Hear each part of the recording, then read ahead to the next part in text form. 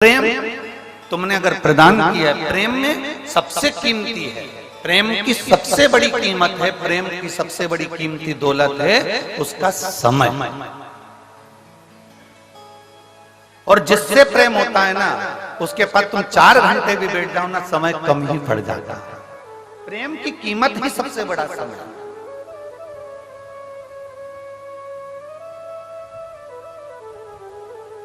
अब गुरु को क्या चाहिए? चांदी के खड़ा ला कर दो, गुरु कभी कहता है? जम के बोलो जरा। गुरु कभी कहेगा कि मुझे गाड़ी ला कर दो, गुरु कभी कहेगा कि मुझे बंगला बना कर दो, गुरु कभी कहेगा कि तुम मुझे ये ला कर दो। गुरु केवल एक बात कहता है कि मैं हूं, तब तक थोड़ा समय दे दिया कर। समय देगा तो एक दिन वो समय तुझे भी कुछ ना कुछ जरूर देकर जाएगा ही। गुरु को क्या चाहिए? समय। पत्नी को क्या चाहिए? समय। पति को क्या चाहिए? समय। व्यापारी को क्या चाहिए? समय। क्योंकि जिससे हम प्रेम करें उससे हमें समय की अनुकूलता, समय प्रबलता में चाहिए। अब यहां तक तो बात समझ में आ गई कि आपको समय की कीमत समझ में आना चाहिए, पर आगे तुम्हारे स्मरण में आना चाहिए कि वही समय जो तुम एक पत्नी पति से समय मांगती है, पति पत्नी से समय मांगता है, डॉक्टर भी मरीज के लिए, मरीज के घर वालों से समय मांगता है। थोड़ा मुझे देना पड़ेगा 4-6 दिन, तो मैं प्रयास पूरा करूंगा इसको ठीक करने। समय दोगे तो ना।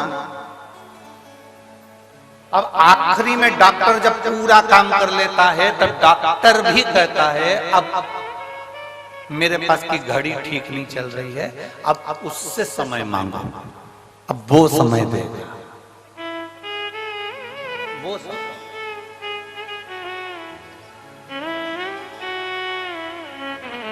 और अब उससे प्रार्थना करी, उससे निवेदन करा, उससे विनती करी, उससे चाकरी करी।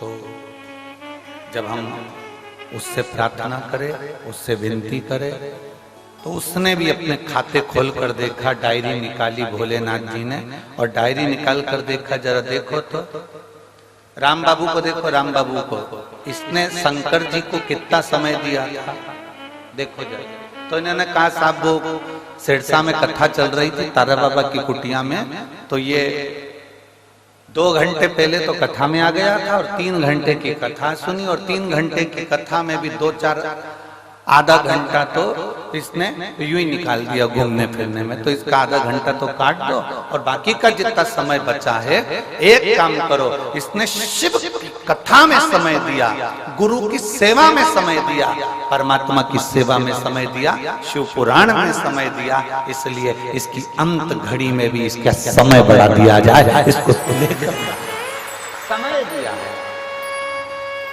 फिर वो कल वाली बात आ गई, अंत समय प्रभु आना पड़ेगा, वचन दिया तो निभाना पड़ेगा। आए ना आए प्रभु कुटुंब कबीला, अंत समय प्रभु आना पड़ेगा, वचन दिया तो निभाना पड़ेगा, और अंत समय प्रभु आना पड़ेगा। तुमने समय दिया तो सामने वाले ने समय।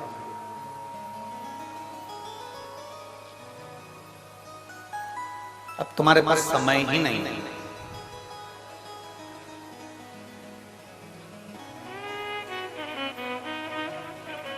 गाय जंगल में चरती है, परंतु कभी गाय कहीं फंसती नहीं है। बकरी जंगल में चरती है, बकरी कहीं पर फंसती नहीं है। कारण गाय को चराने वाला पीछे चल रहा होता है, उसके हाथ में डंडा होता है, और वो किसान वो गाय चरा रहा होता है, ग्वाला गाय चरा रहा होता है। गाय को मालूम है मेरा कोई मालिक है,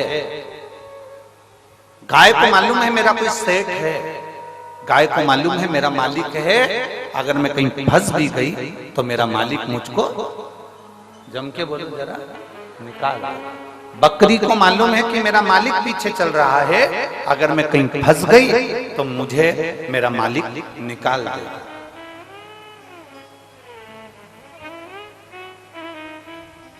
बकरी को मालूम है कि मेरा मालिक मुझे निकाल देगा, भेड़ को मालूम है कि मेरा मालिक मुझे निकाल देगा, ऊंट को मालूम है कि मेरा मालिक मुझे निकाल देगा, घोड़े को मालूम है कि मेरा मालिक मुझे निकाल देगा।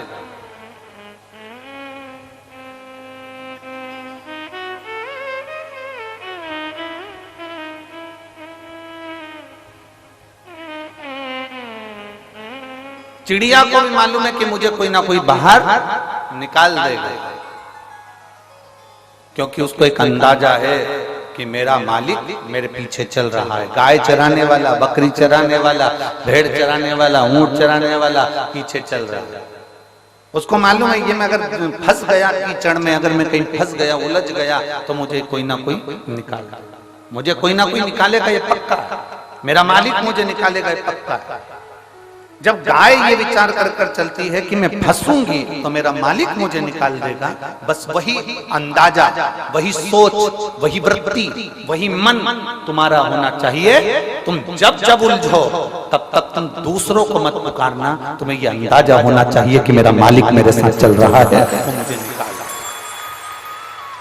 मेरा गुरु मेरे साथ है, मेरा शिव मेरे साथ है, मेरा शंकर मेरे साथ है, मेरा ओघड़ी मेरे साथ है, मेरा शंभू मेरे साथ। और जब शिव हमारे साथ में है, हमारा शंभू जब हमारे साथ में है, तो फिर क्या सोचो, क्या विचार।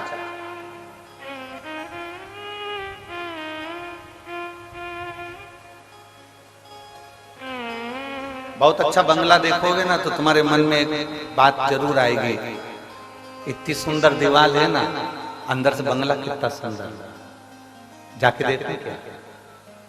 खूब सुंदर होटल देखोगे ना तो तुम्हारे मन में बात जरूर आएगी कि कितनी सुंदर होटल है, एक बार अंदर जाके देखो क्या।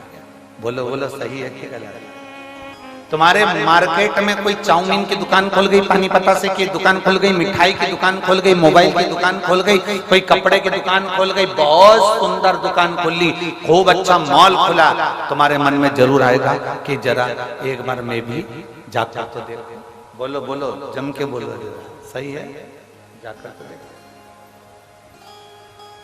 देखो तो सही।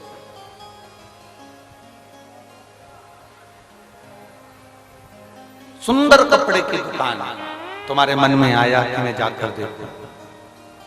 सुंदर, बहुत सुंदर बंगला बना है, जाकर देखूं कि अंदर कोई है कि नहीं। मन में उत्सुकता, अच्छा एलिवेशन देखा तो तुम्हारे मन में भाव प्रकट हो गया कि मैं अंदर जाकर देखूं। अच्छी दीवार देखी, मन में उत्सुकता जाग गई कि अंदर जाकर देखूं। अच्छा एलिवेशन, अच्छी दीवार, अच्छी चौखट, अच्छा सब कुछ अच्छा देखा तो मन में जागरूकता जाग गई, मैं भी जाकर। अच्छा एलिवेशन देखकर लोग आपके घर में आते हैं, अच्छी दीवार देखकर लोग आपके घर में आते हैं, अच्छा कपड़ा देखकर लोग तुम्हारी दुकान पर आते हैं, अच्छी पर्दे देखकर लोग तुम्हारी दुकान पर आते हैं, तुम्हारे घर पर आते हैं, तुम्हारी चौखट पर आते हैं। जैसे अच्छी एलिवेशन, अच्छी दुकान, अच्छा कपड़ा, अच्छा मोबाइल, अच्छा किराना देखकर दुनिया के लोग आपकी दुकान में और आपके घर में आते हैं, उसी तरह मेरा महादेव तुम्हारा घर अच्छा देखकर नहीं, तुम्हारा कपड़ा अच्छा देखकर नहीं, मेरा महादेव तुम्हारा दिल अच्छा देखकर तुम्हारे घर में प्रवेश कर। मेरा महादेव कभी भी ये देखकर नहीं आया कि तुम्हारा मकान कितना बड़ा है, मेरा महादेव ये देखकर नहीं आया कि तुम्हारा घर कितना बड़ा है, मेरा महादेव ये देखकर नहीं आया कि तुम्हारे पास में संपदा कितनी है, मेरा महादेव केवल ये देखकर आया कि तुम्हारी चित्त वृत्ति में शिव की भक्ति कितनी है। और शंभो शरणे पड़ी मांगू घड़ी रे घड़ी, दुख काटो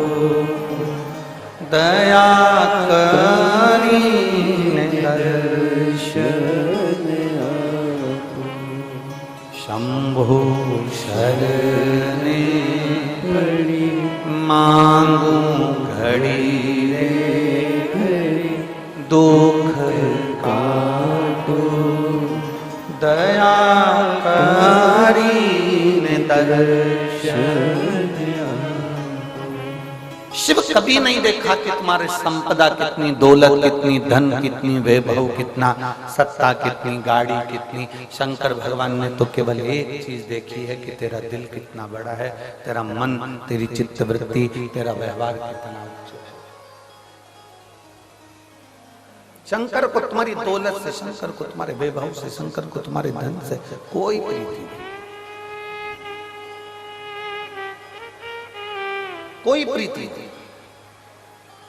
जो शंकर का उपासक होता है ना,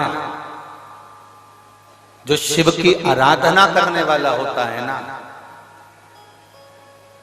जो शंकर की भक्ति में डूबने वाला होता है, मेरी जीजियों, मेरे जीजाओं, मेरी बेटियों, मेरे बेटाओं, मेरी बहनों, मेरे भाई, शंकर की भक्ति में डूबने वाला, शंकर को मानने वाला, शिव की आराधना में डूबने वाला, शिव तत्व को जानने वाला एक बात हमेशा जानता है कि मुझे किसी से कुछ नहीं चाहिए।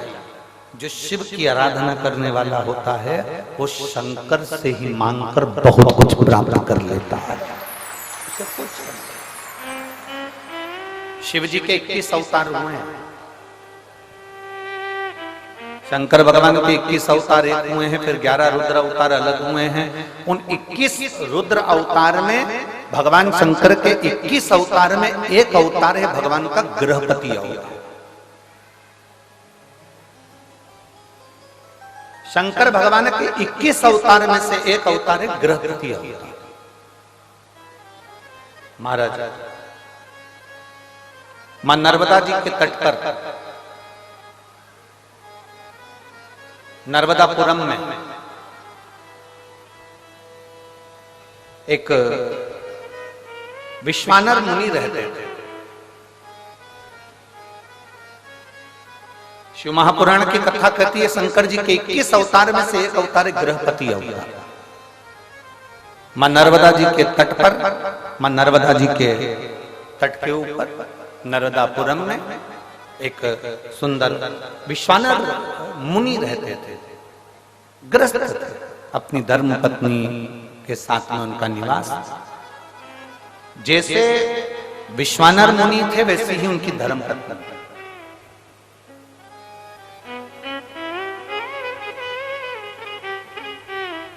बहुत कम घर होते हैं जिन घरों में अगर पति धर्मात्मा है तो पत्नी धर्मात्मा हो, पत्नी धर्मात्मा हो तो पति धर्मात्मा हो। बहुत कम। सोचे जाओ तो नहीं होता। हमने अभी अभी यहाँ भटिंडा की कथा में एक बात कही थी, पंजाब में भटिंडा में कथा में करने आए थे, तब हमने बोला था अमिताभ का बेटा अमिताभ जैसा नहीं होता। हुआ क्या? जम के बोलो, सचिन तेंदुलकर का बेटा सचिन तेंदुलकर जैसा नहीं हो सकता। हुआ क्या? जम के बोलो जरा। नहीं,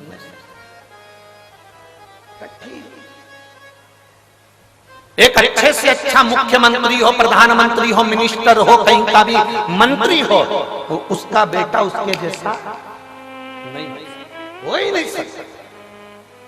क्योंकि मेरे भोले बाबा एक बार जिसको जन्म दे देते हैं, एक बार जिसको जन्म दे देते हैं और उसमें इतना टैलेंट देकर पैदा करते हैं, उसमें ऐसा ज्ञान देकर पैदा करते हैं, उसके जैसा भगवान दूसरा नहीं बनाता। उससे कम बनाएगा पर उसके जैसा नहीं बनाता।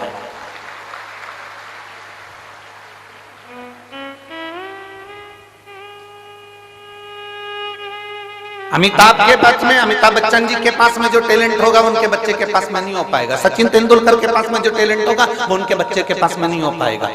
पिता जैसा बेटा नहीं होता। अगर बाप कलेक्टर है तो उसकी औलाद कलेक्टर हो सकती है, पर बाप जैसी नहीं हो सकती। मिनिस्टर का बेटा मिनिस्टर बन सकता है पर उसके पिताजी जैसा नहीं बन सकता।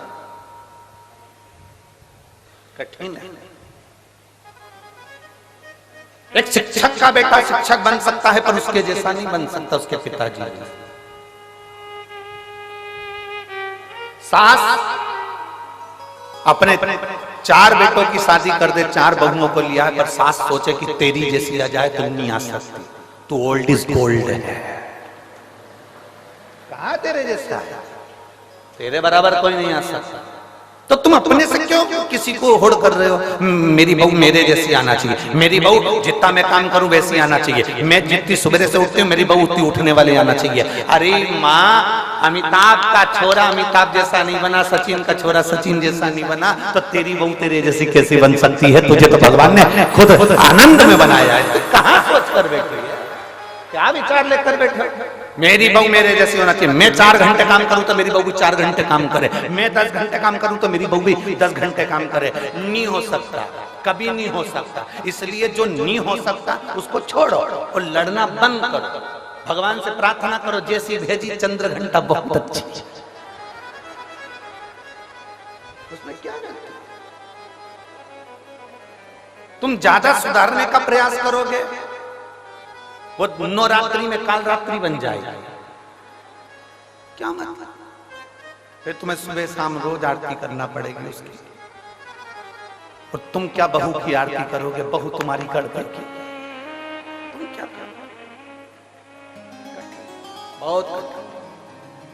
इसलिए हमें किसी के जैसा नहीं बनना। शिव महापुराण की कथा कहती है, देवादिदेव महादेव का चरित्र कहता है, तुम्हें किसी के जैसे नहीं बनना। अपने अंदर भगवान ने जिस जिसको जन्म दिया पृथ्वी पर, भगवान शंकर जिसको पैदा करते हैं उसको कुछ ना कुछ हुनर देकर पैदा करते हैं। आपके अंदर कोई ना कोई हुनर जरूर है, आप किसी के जैसे मत बनो, अपने हुनर को अपनी मेहनत से प्रकट करो, दुनिया तुम्हारे जैसा बनना चाहेगी। पर माताएं पीछे पकड़ के बैठती है, उनको देख ले उनके जैसे बन जा, उनको देख ले उनके जैसे बन जा, तेरी मौसी के छोरे को देख ले मौसी के छोरे जैसा बन जा, बुआ के छोरे को देख ले बुआ के छोरे जैसा बन जा। अब तुम बुआ के छोरे जैसे बनाने में लगे हो और महादेव को रोज 1 लोटा वो जल चढ़ा रहा है, और महादेव सोच कर बैठे हैं कि बुआ के छोरे जैसा मत बनना, बुआ के छोरे से भी उज्जवल बनाकर बताऊंगा तेरे को, बस तेरी मेहनत करना, तेरा कर्म करना, तेरी लगन लगा कर बैठना, तेरी मेहनत करते रहना, तुझे उससे भी उज्जवल बनाकर छोड़ूंगा मैं, तो चिंता मत कर। और तुम लगी हो उसके जैसा बन जा, उसके जैसा बन जा। रोज सास अपनी बहू को ज्ञान देती रहती है, उनकी बहू कितनी अच्छी, उनकी बहू कितनी अच्छी। सास को एक बात समझ लेना चाहिए, दूर के ढोल सुहाव। एक बार उस बहू के पाले तो पड़, उसको लेके एक बार बद्रीनाथ घूमने चले जा, मालूम पड़ जाएगा पेंटिंग पेंटिंग की दुकान 4 दिन तक निकले ना। हमें लग रहा है अच्छी है,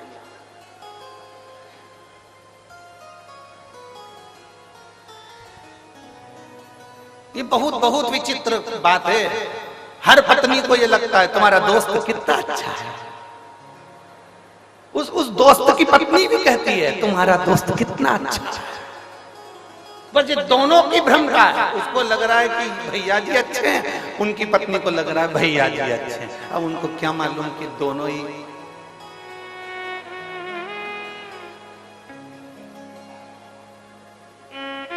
एक क्या शिव कथा कह रही, अपने में भगवान ने जो देकर भेजा वो किसी में नहीं दे।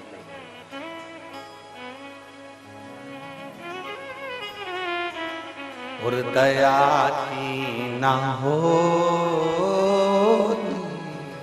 जो आदत तुम्हारी, तो सोनी रे अदालत तुम्हारी। गरीबों के दिल में जगह तुम न पाते, तो किस दिल में होती इबादत तुम्हारी, तो किस दिल में होती इबादत तुम्हारी। बहुत सोच से मिले, जिसके ललाट में जो लिखा है वो होना है, जो निश्चित है उसका सोचे से मतलब।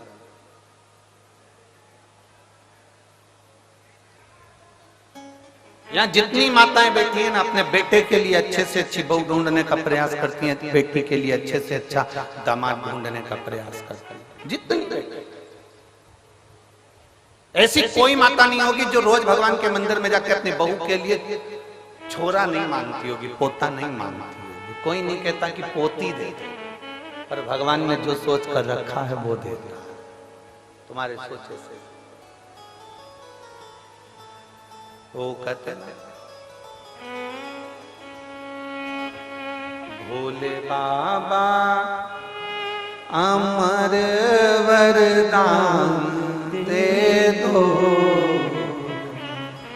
भोले बाबा अमर वरदान दे दो, जैसी बेटी है दामाद दे दो, जैसी बेटी है वैसा दामाद दे दो।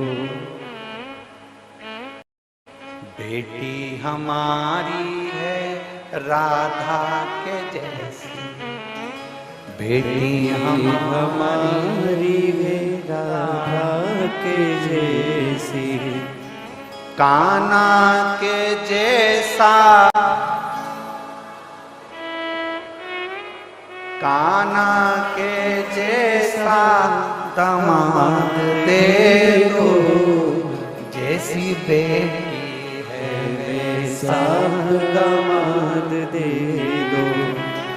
भोले बाबा अमर वरदान दे दो, जैसी बेटी है वैसा दामाद दे दो। बेटी हमारी है लक्ष्मी के जैसी, बेटी हमारी है लक्ष्मी के जैसी, नारायण जैसा दामाद दे दो, नारायण जैसा दामाद दे दो, जैसी बेटी है वैसा दामाद दे दो, जैसी बेटी है वैसा दामाद दे दो। भोले बाबा अमर वरदान दे दो, भोले बाबा सदा वरदान दे दो, जैसी बेटी है वैसा। बेटी हमारी है गोरा के जैसी, बेटी हमारी है गोरा के जैसी, आप जैसा ही हमको दामाद दे दो, आप जैसा ही हमको दामाद दे दो, जैसी बेटी है वैसा दामाद दे दो, जैसी बेटी है वैसा दामाद दे दो। भोले बाबा अमर वरदान दे दो, भोले बाबा अमर वरदान दे दो, जैसी बेटी है वैसा दामाद, जैसी बेटी है वैसा दामाद दे दो। और मान लो मिल भी गए, ए सिरसा वाली जीजियों, हरियो हरियाणा वाली मेरी जीजियों मिल गए, कितनी आस, कितनी आस, और कितनी खुश होती हो अच्छा दामाद मिल जाए। बोलो बोलो, जम के बोलो, जम के बोलो जरा, खुश होती हो कि नहीं होती हो? ऐसा दामाद मिला, भगवान की कृपा है, पड़ोसन से जाके कि ये सब दामाद मिला, मेरी बेटी को रोज घुमाने ले जाता, इतना बढ़िया दामाद मिला, मेरी बेटी के मुंह से निकला और उसने सामान मांग के दिया। ऐसा दामाद मिला है, मेरी बेटी कुछ कहती और तुरंत मान लेता है। ऐसा दामाद मिला है, मेरी बेटी को हर 2-4 महीने में मायके लेकर आता है। ऐसा दामाद मिला। अब जैसा तुमने मांगा था ऐसा दामाद दे दो, तुम्हारी बेटी को वैसा पति मिल गया। जैसा तुमने मांगा था उसी तरह तुम्हारी बहू की मां ने भी ऐसा ही मांगा था। तुम्हारी बहू की मां ने भी ऐसे मांगा था, ऐसा बेटा देना, ऐसा बेटा देना। अब तुम्हारी बेटी का पति घुमाने ले जाए तो अच्छा, तुम्हारी बेटी का पति तुम्हारी बेटी को चाउमीन खिलाने ले जाए अच्छा, तुम्हारी बेटी का पति तुम्हारी बेटी को सोने के जेवर पहनाए तो अच्छा, तुम्हारी बेटी का पति उसको ले जाकर माए के घुमा कर लाए तो अच्छा। और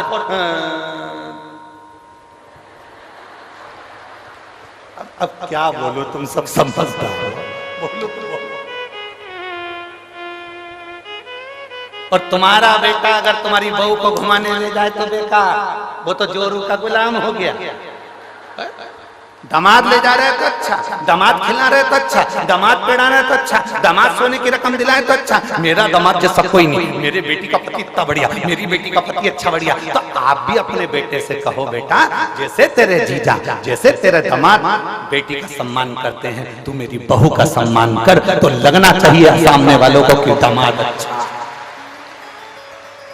दूर के ढोल, बस दिक्कत ही तो यही है सिरसा वाली जीजियों,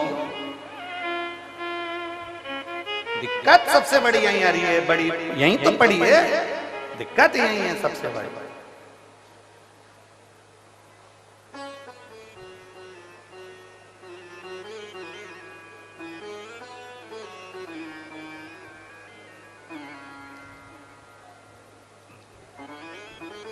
हमें दिक्कत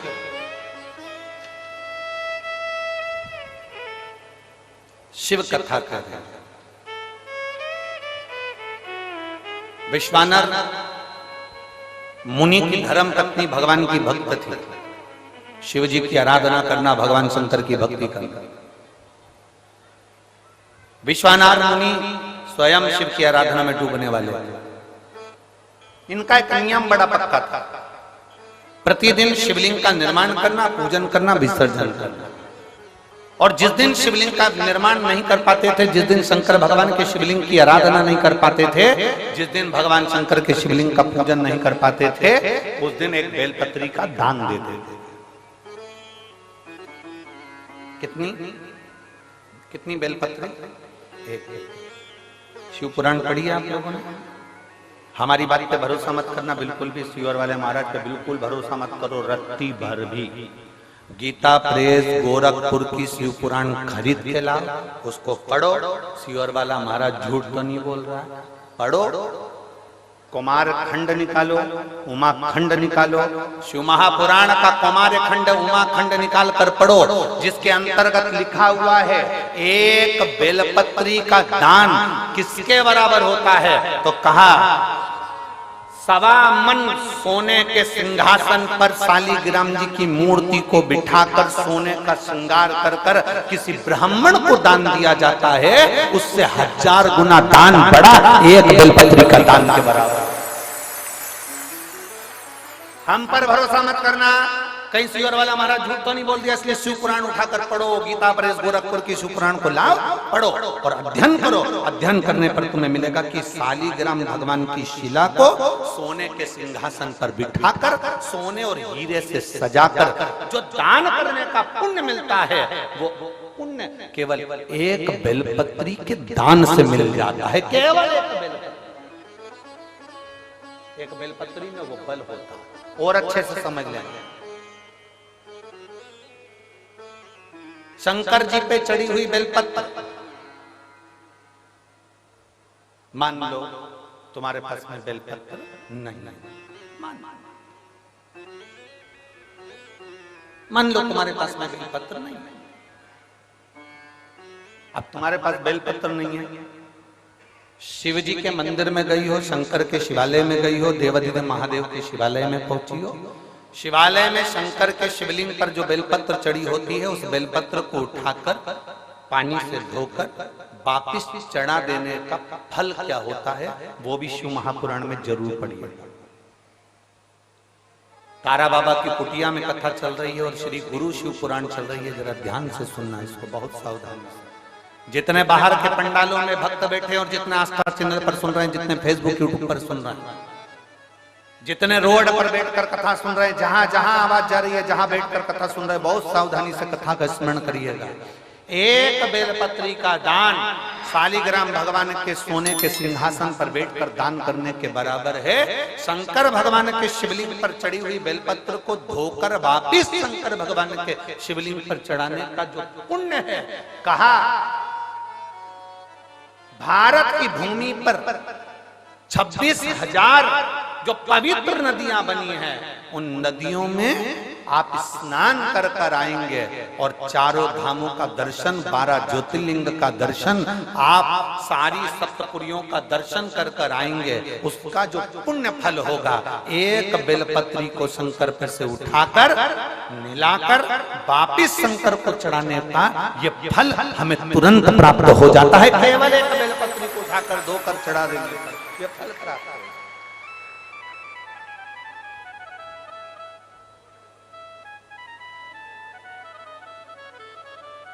एक बेलपत्र ना जाने कौन कौन ने ऐसा नियम बना दिया, हमें तो समझ में नहीं आता।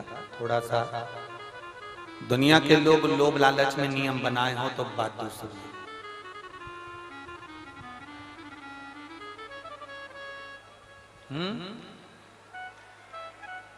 पीछे आवाज नहीं जा रही है, पीछे की आवाज खोलिए, पीछे की। वहां जाके बक्से के तारों चेक करिए कि आवाज क्यों नहीं पहुंच रही है। क्या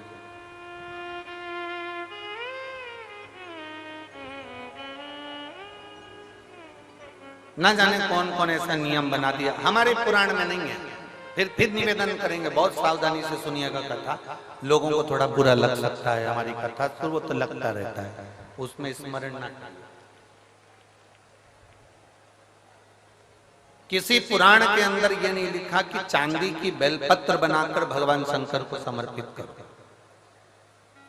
ठीक है, समझ में आ रही है ना बात?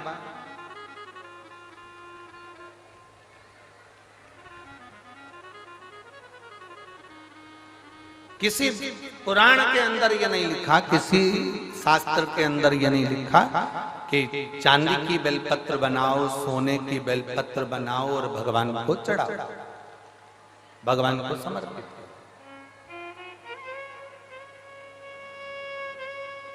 ये हमारे यहां कहीं कहीं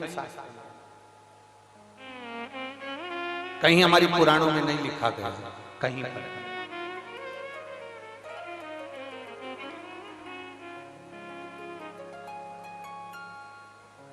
शंभु शरणे पड़ी मांगो घड़ी रे घड़ी, दुख काटो दया करी मैं दर्शन आपो। शंभो शरणे पड़ी मांगो घड़ी रे घड़ी, दुख काटो दया करी मैं दर्शन आपो। शंभो शरण पड़ी मांगो घड़ी रे घड़ी, दुख काटो दया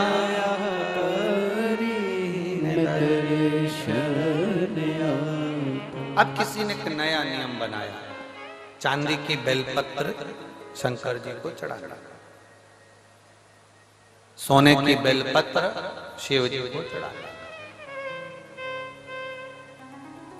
ये हमारे शिव महापुराण के एक भी 24,000 श्लोक में से एक भी श्लोक में कहीं चांदी और सोने की बेलपत्र का प्रसंग नहीं।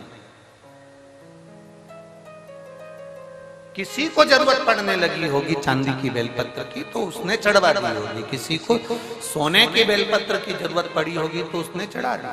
वो अपना प्रसंग अपनी जगह। सोने की बेलपत्र क्या कोई साधारण सा शिव भक्त चढ़ा सकता है? जम के बोलो जरा। चांदी की बेलपत्र कोई साधारण सा शिव भक्त चढ़ा सकता है क्या? अगर चांदी और सोने की बेलपत्र का नियम आया है तो फिर तांबे पीतल की क्यों नहीं आया? एल्युमिनियम की क्यों नहीं आया? कपड़े की बेलपत्र का क्यों नहीं आया? कागज की बेलपत्र का नियम क्यों नहीं आया? आया तो सोने और चांदी की बेलपत्र का नियम आया। ये हमारे शास्त्र के हिसाब से, ये हमारे शिव पुराण के हिसाब से बिल्कुल नहीं। दूसरे को देखकर कभी मत विचार करना। कई लोग उज्जैन महाकाल का दर्शन करने जाते हैं, कई लोग ओमकारेश्वर का दर्शन करने जाते हैं, कई लोग विश्वनाथ जी का दर्शन करने जाते हैं, तो वहाँ डलिया मिलती है फूल पत्ती की, तो उसमें एक चांदी की बेलपत्र भी रख देते हैं कि ये चांदी की बेलपत्र वो चढ़ाएंगे और आपको दे देंगे, तो आप वो चांदी की बेलपत्र ले जाके अपनी अपनी तिजोरी में, अलमारी में, अपने अपने घर में रख लेना ना।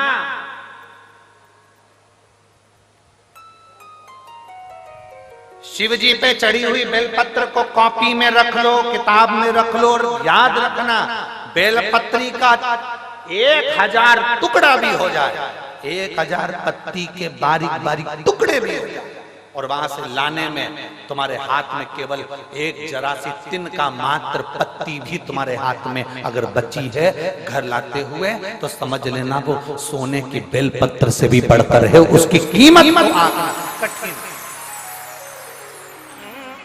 उसको कीमत को आंकना कठिन है, कीमत आंकना कठिन है।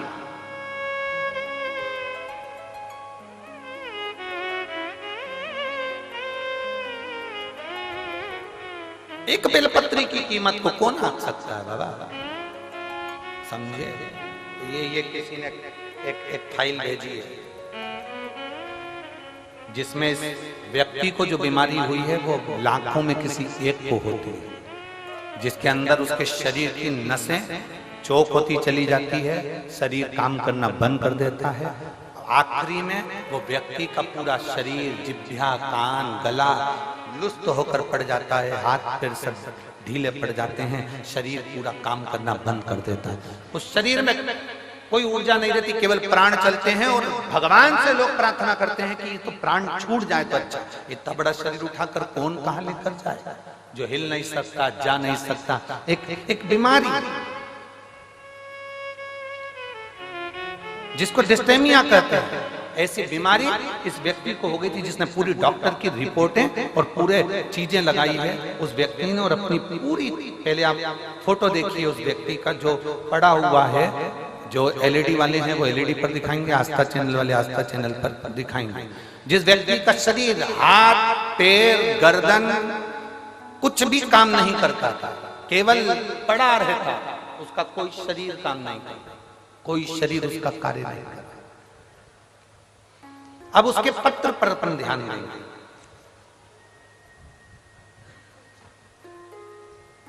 मेरा नाम अजय कुमार मेहता है, मैं फतेहाबाद हरियाणा का निवासी हूं। कहीं बैठे हो तो हाथ हिला सकते हैं। आप ही हैं? श्री शिवाय नमस्ते। आ जाओ, एक बेलपत्र ले जाना, आ जाइए। मैं फतेहाबाद हरियाणा का निवासी हूं। मेरा मोबाइल नंबर ये है। मैंने कोरोना काल में 2021 में पहली वैक्सीन की डोज लगाने के बाद मुझे मालूम नहीं पड़ा कि मेरे शरीर को क्या हो गया। समय आया, मेरे शरीर ने काम करना बंद कर दिया और मेरा शरीर पूरी तरह से शिथिल हो गया। गर्दन ठहर नहीं पाती थी, हाथ गिर जाता था, पांव उठ नहीं पाता था, शरीर पूरा ऐसा ही पलंग पर पड़ा रहता था।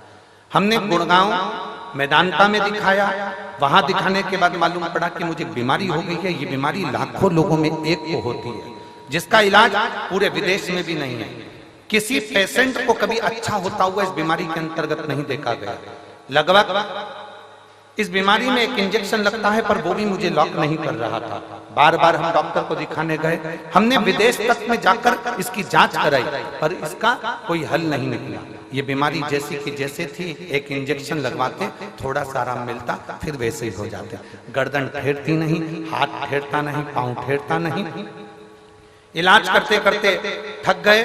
तब मेरी धर्मपत्नी और उसकी मित्र निधि खन्ना ने उसको आपके बारे में कथा का वर्णन किया। तब मेरी पत्नी ने कथा को सुनना प्रारंभ करा और शिव महापुराण की कथा आस्था चैनल पर सुनी।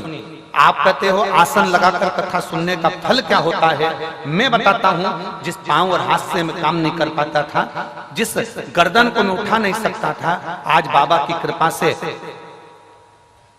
मुझे ठीक होने में केवल शिव की कृपा थी। डॉक्टरों ने कह दिया था इस बीमारी का कोई हल नहीं है, कोई इलाज नहीं है। हम कई बार विदेशों पर गए पर कोई हल नहीं निकला। तब आखिरी में पशुपतिनाथ का व्रत शिव जी पर चढ़ाया गया, 1 लोटा जल और 1 बेलपत्र ने ऐसा कमाल करा कि डॉक्टर को जब फोन लगाते थे तो डॉक्टर सोचते थे कि ये इंजेक्शन लगवाने आएगा। हमने दूसरी बार डॉक्टर को फोन लगाकर कहा, डॉक्टर साहब ने पूछा क्या हुआ, तबीयत ज्यादा तो नहीं हो गई? तो हमने कहा अब हम पूरी तरह से ठीक हो गए हैं। कैसे?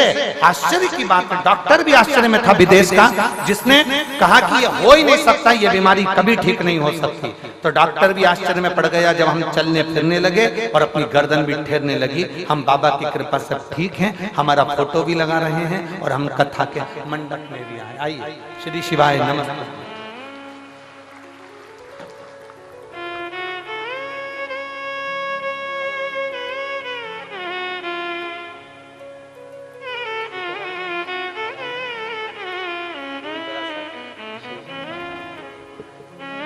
आपने पत्र भेजा, ये शिव तत्व है। जो व्यक्ति पलंग पर से नहीं उठता था, जिसका शरीर काम नहीं करता, लाखों में किसी एक को वो बीमारी हो जाती है जिसमें शरीर पूरा तरह से चोक हो जाता है। कई बच्चे ऐसे पड़े हुए हैं, हम उनकी माताओं से निवेदन करेंगे, आपको किसी के पास कहां तक लेकर जाओगे? डॉक्टर को दिखाओ, जांचें कराओ, डॉक्टर बोले वो दवाई खिलाओ, एक्सरसाइज कराओ, सब कुछ डॉक्टर के हिसाब से करो, पर एक बेलपत्र और एक शिवजी पर चढ़ा हुआ जल कुंदकेश्वर महादेव के नाम से जरूर खाना प्रारंभ करो। मेरा देवाधिदेव महादेव साथ जरूर निश्चित।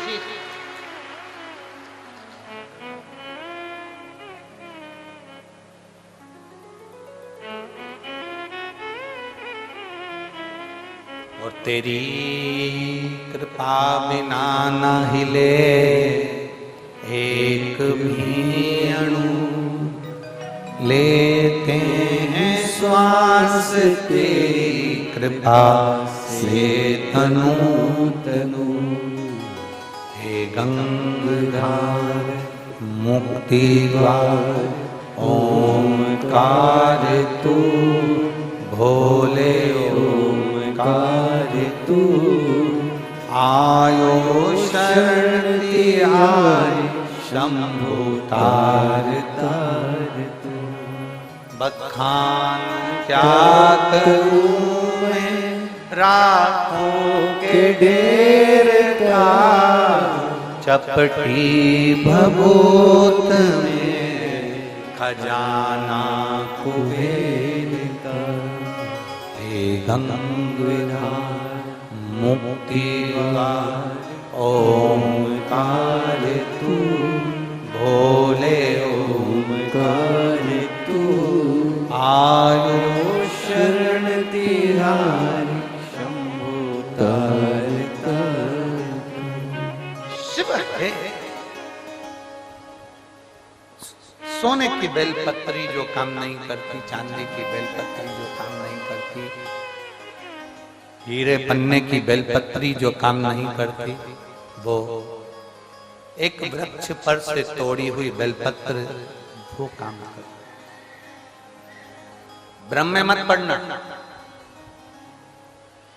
भ्रमित मत होना। चांदी की बेलपत्र चढ़ाकर कोई तुम्हें दे भी दे और कहे कि ये लो बेलपत्र, ये हमने चांदी की दी है, उसको कह देना ये चांदी की बेलपत्र तुम्हारे पास रखो, हमें तो शंकर जी पे चढ़ी हुई एक सादी सी बेलपत्र दे दो जो दुनिया की औषधि है। बहुत बहुत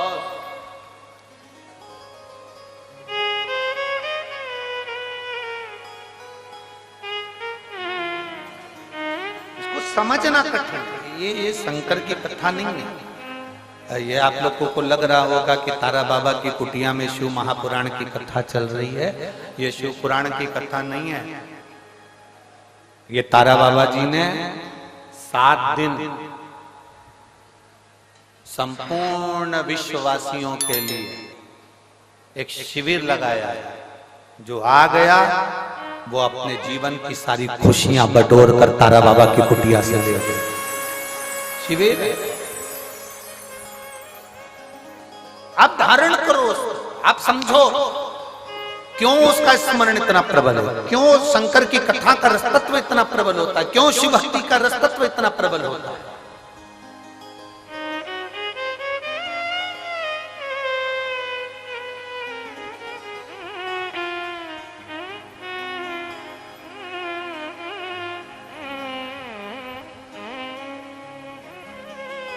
कल कोई कह रहे थे, हम सुबह सुबह जब मॉर्निंग वॉक में घूम रहे थे, सुबह 5 साढ़े 5 बजे का समय होगा, वो जो बाउंसर लोग लगे हैं ना, तो वो कह रहे थे गुरुजी हम यहाँ हमेशा सेवा में आते हैं, पर एक बात आज तक समझ में नहीं आई, इतना सारा कथा हुआ पर ये कथा में ये इतने सारे आ कहां से गए, ये समझ में नहीं आई। और हम किसी को भी कुछ भी बोलते हैं ना तो वो टस से मस नहीं होता। पहले जितनी कथा होती थी ना, सब में समझदार लोग आते थे, तो हमने कहा राम कथा में राम जी जैसे आए हैं, कृष्ण कथा में कृष्ण जैसे आए हैं, शंकर जी के तो सब ऐसे ही मिलेंगे।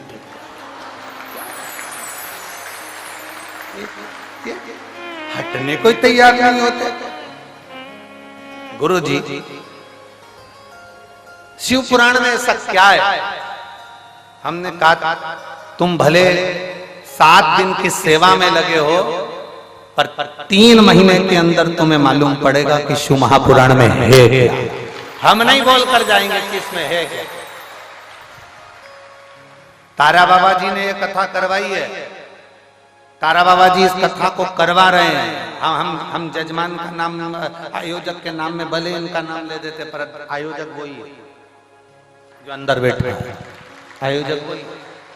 तारा बाबा जी कथा करवा रहे, तारा बाबा जी सुन रहे हैं, तारा बाबा जी ही बचवा रहे, कोई दूसरा नहीं। शिव को पहचानना कठिन, बहुत कठिन। जैसे पत्नी पति को नहीं पहचान पाती, पूरी जिंदगी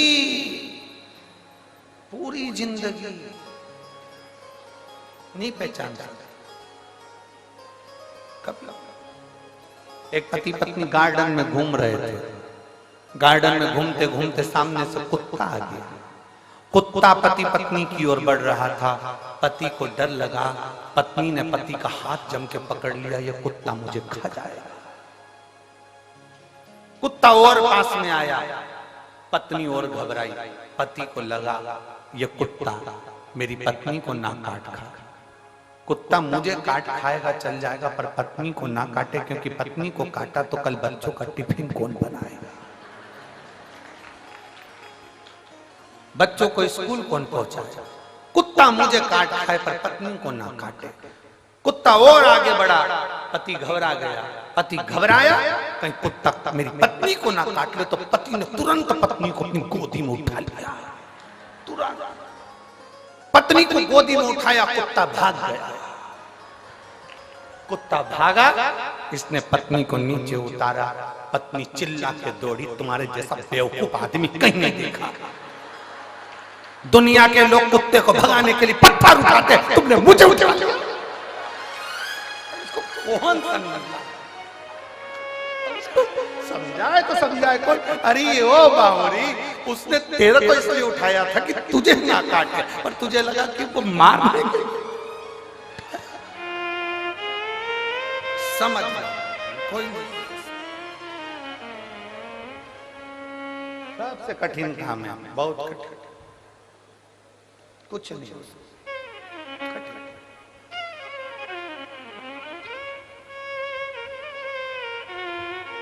शिव कथा कर रहे हैं, भगवान शंकर का संवाद कर रहे हैं। शिव को समझना बहुत कठिन, बहुत कठिन।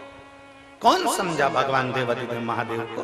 जो समझ गया वो शिव जैसा हो गया, जो नहीं समझा वो ना समझ पाया। जिसने शंकर भगवान को, वो बच्चे ने पूछा शिव पुराण में ऐसा क्या है, हमने एक ही बात कही, शिव महापुराण की कथा कोई साधारण नहीं है। आप सुन रहे हो, सुनो, 3 महीने के अंदर मालूम पड़ेगा कि तुमने जो सेवा करी, भले तुम्हारे कान में पहुंची कि ना पहुंची, पर तुमने शिव पुराण की जो सेवा करी उसका फल क्या होता है वो 3 महीने में मालूम पड़ता है। ये इतने इतने पत्र जो आप लोग लिखकर भेज रहे हैं, हमारे पास तो समय ही नहीं रहता कि हम इसको पढ़े, इतना समय नहीं रहता। 2-4 पत्र हमने पढ़ लिए तो पढ़ लिए, बाकी के नीचे बड़े पड़े। 2 दिन में इतने पत्र आए, भी 7 दिन में ढेर लगे। या हम कोई लिखते नहीं है, हम आपको पहचानते भी नहीं। सिरसा में पहली बार आए गोविंद जी, गोपाल जी, हमारा आना भी नहीं हो, कभी इधर से क्रॉस भी नहीं हो, पहली बार आना हुआ। हालांकि गोविंद जी तो बोले थे हमको जब हम बठिंडा आए थे कि आप एक बार यहाँ आओ, एक बार यहाँ पहुंचो, एक बार आओ, पर हमारा आना ही नहीं। बहुत कट, जब तक भोले बाबा बुलाता नहीं तो हम जाते भी नहीं। हमने पहले भी कहा, हमको गोविंद जी ने नहीं बुलाया, ना गोपाल जी ने बुलाया, अंदर बैठे लंगोटी लगाकर, बाजू में पिछोड़ा रखकर, बड़े अलमस्त होकर बैठे। हम कल गए थे मामा, हमने उनसे बात भी करी, बुला लिया आपने, अलमस्त होकर बैठे। मस्त कथा का लाभ ले, पहचानना कठिन। शिव को जो जान गया वो दुनिया में सब कुछ है। एक पढ़ी लिखी गई, एक पत्र देखिए,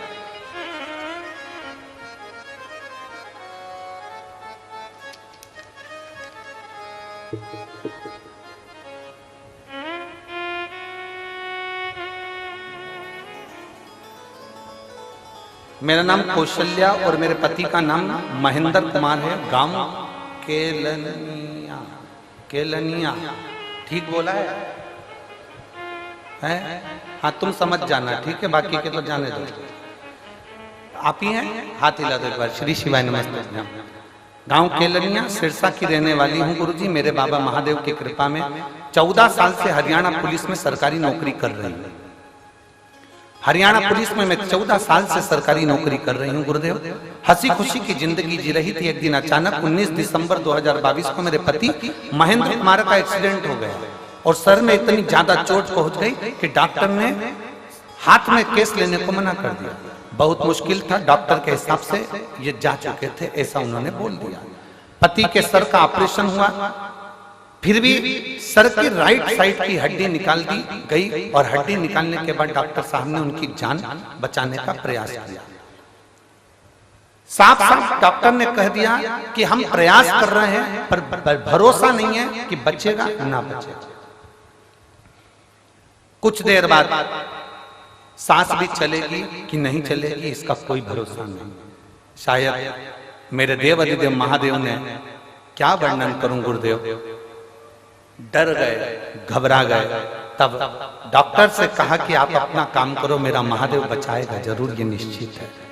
और शिव जी की ऐसी कृपा हुई कि बाबा देवादिदेव महादेव का स्मरण करा, श्री शिवाय नमस्तुभ्यम का जाप किया। एक बेलपत्र लाकर शंकर जी का मंदिर जो हॉस्पिटल के पास में था उसमें से उठाकर ऑपरेशन के लिए ले जाते समय उनके साइड में रखकर भेज दिया। मैं बाबा का क्या गुणगान करूं गुरुदेव, जो डॉक्टरों ने कह दिया था कि भरोसा रत्ती भर भी नहीं है कि बचेगा कि ना बचेगा, पर मेरे बाबा ने जान बचा ली और मैं बाबा को यहाँ नमन करने के लिए आया हूं। गुरुदेव 22 दिन तक कोमा में पड़े रहे। शिवलिंग का जल जाकर उनको चढ़ाती रही, देती रही और बाबा की कृपा से फिर उन्होंने आंखें खोली। और गुरुदेव बाबा की मैं क्या गुणगान करूं। डॉक्टर ने कहा था इनकी याददाश्त कभी नहीं आएगी क्योंकि याददाश्त निकल गई। गुरुदेव बाबा की कृपा किसको कहते हैं? शिव जी पे चढ़े हुए जल का महत्व तो डॉक्टर भी जान गया, जिस डॉक्टर ने ऑपरेशन करा था, जो करे थे याददाश्त नहीं रहेगी, वो भी जान गए। ये कभी चल नहीं पाएंगे, पलंग पर रहेंगे, ये डॉक्टर के शब्द थे। व्हील चेयर से नीचे नहीं उतर पाएंगे, ये डॉक्टर के शब्द थे। आज मेरे पति धीरे धीरे कर कर पूरे चलते भी हैं और उनकी याददाश्त भी बनी हुई है, और बाबा की कृपा से वो सब अच्छे हो गए। मैं बाबा को नमन करने आया। एक बार हाथ हिला दे बहन, श्री शिवाय नमस्ते। शिव तत्व एक बेलपत्र ले जाओ। शिव की भक्ति अविरल भक्ति है। शंकर शंकर है, ओघड़ी ओघड़ी है, शंभु शंभु है। और खाली ना जाता कोई दर से तुम्हारे, खाली ना जाता दर से तुम्हारे, मैं भी खड़ी हूँ नंगी बाहें पसारे, अपने हृदय से लगा लो, गिरी जा रही हूँ, उठा लो भोले अपने दर से, अब तो न टालो, गिरा जा रहा हूँ, उठा लो। हम उसके भरोसे, हम उसके विश्वास पर दड़ी रहे। ना सोचिए सोने की बेलपत्र में जो बल नहीं, चांदी की बेलपत्र में जो बल नहीं, वो शंकर भगवान की एक बेलपत्र में बल होता है।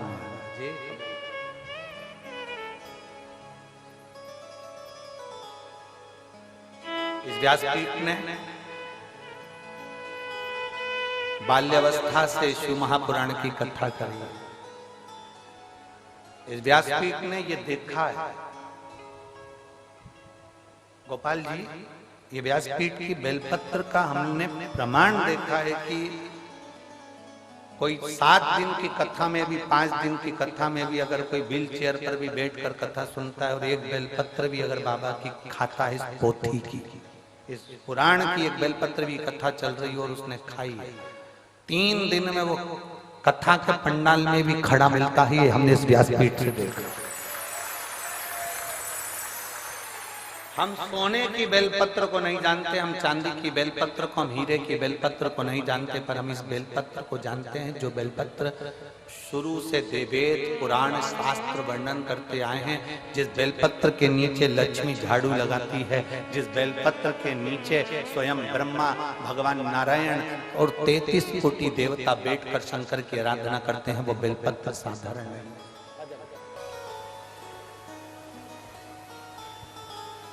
शिव चरित्र का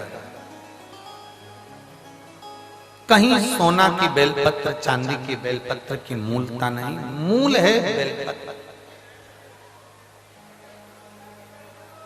यदि शिव जी के मंदिर में चढ़ाने के लिए आपके पास में बेलपत्र ना भी होना, शिव जी की उठाकर धोकर वापिस शंकर को चढ़ा होना। सारे तीर्थों में जो दर्शन का फल होता है, सारे तीर्थों की नदियों में जो स्नान का फल होता है, सप्तपुरियों के जो दर्शन का, दान का फल होता है, वो फल एक बेलपत्र को धोकर शिव को चढ़ा देने पर प्राप्त हो जाता है। वो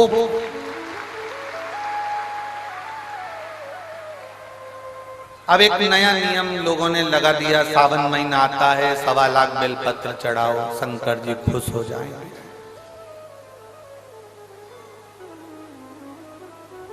ये थोड़ी थोड़ी भ्रांतियां हैं लोगों की। शिव महापुराण इसी को समाप्त करती है बस। शिव पुराण का कार्य यही है कि भ्रम निकालना, भ्रम से दूर कर दो। एक माता जी ने एक प्रश्न किया था, गुरुजी अगर घर में शिवलिंग रखना हो तो उसकी प्राण प्रतिष्ठा करना पड़ती है क्या? उसकी प्राण प्रतिष्ठा की जरूरत होती है क्या? हमने अभी इससे पहले जो कथा थी कुशीनगर की, उसमें वर्णन किया था राम जी की प्राण प्रतिष्ठा करना पड़ेगी, कृष्ण भगवान की प्राण प्रतिष्ठा करना पड़ेगी, देवी जी की प्राण प्रतिष्ठा करना पड़ेगी, कोई देवता है तो उनकी प्राण प्रतिष्ठा करना पड़ेगी। पर अगर नर्मदा का कंकर है, नर्मदेश्वर महादेव है, भगवान शंकर के शिवलिंग की कोई प्राण प्रतिष्ठा की जरूरत नहीं पड़ती, वो स्वयं प्रतिष्ठा। पारद का, स्फटिक का, मोती का, माटी का, चाहे जिस शिवलिंग का आप निर्माण कर रहे हो, उस शिवलिंग में आपको प्रतिष्ठा की जरूरत नहीं, आप उसको नर्मदेश्वर मानकर उसका स्मरण करिए। नर्मदेश्वर या तारकेश्वर महादेव में तारा बाबा की कुटिया में 2 शिवलिंग का दर्शन होता है। एक तारा बाबा जी की कुटिया के अंदर जो शिवलिंग विराजमान है वो पारद का शिव, दूसरा जो शिवलिंग शंकर भगवान के मंदिर के अंदर विराजमान है वो नर्मदेश्वर शिवलिंग है। 2 शिवलिंग का दर्शन, एक पारद का, एक नर्मदा जी का। जैसे सीहोर कुबरेश्वर धाम से लाया हुआ कंकर और रुद्राक्ष औषधि का कार्य करता है। औषधि, आप लोगों में तो कोई गए हैं सीहोर कुबरेश्वर धाम? गए हो? धन्यवाद, प्रणाम आप सबको, रखिए साधु। जाना चाहिए, 12 ज्योतिर्लिंग के मध्य में है कुबरेश्वर धाम। हम तो गोपाल जी को और गोविंद जी को भी कहेंगे, सपरिवार एक बार बाबा के धाम जरूर आएंगे। और यहाँ तो शिवरात्रि तक कार्यक्रम रहता है ना, शिवरात्रि के बाद तक वहां रुद्राक्ष उत्सव चलता है।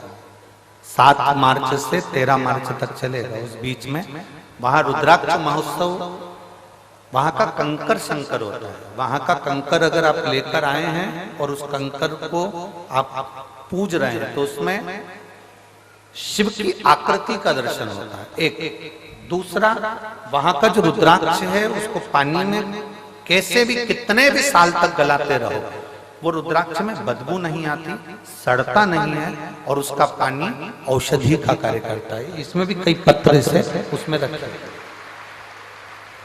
वहां का कंकर शंकर है उस भूमि। हम निवेदन करेंगे आप सबको भी कि आप भी 7 मार्च से 13 मार्च तक जो रुद्राक्ष उत्सव है, बाबा के धाम में एक दिन की कथा जरूर सुनना चाहिए। सीहोर की पवित्र भूमि पर गोपाल जी आप भी पधारे, गोविंद जी आप भी पधारो, और जितने यहाँ कथा श्रवण कर रहे हैं सबसे निवेदन अपने जीवन में, और जितने आस्था चैनल पर सुन रहे हैं, कुबरेश्वर धाम की पवित्र भूमि पर भले एक रात्रि का विश्राम कर कर कथा सुनो, पर उस कंकर शंकर की धरा पर बैठ कर उससे विनय कर कर, दिल से उससे प्रार्थना कर कर, निवेदन कर कर उसको सुनो। और कितना बड़ा सौभाग्य, तारा बाबा की कुटिया से भोलेनाथ जी के द्वार तक की कथा। यहाँ 2 मार्च तक कथा चलेगी, फिर यहाँ शिवरात्रि महोत्सव चालू हो जाता है, चलता है। यहाँ पर भी एक आनंद ही आनंद, और वहां पर भी आनंद ही श्रवण।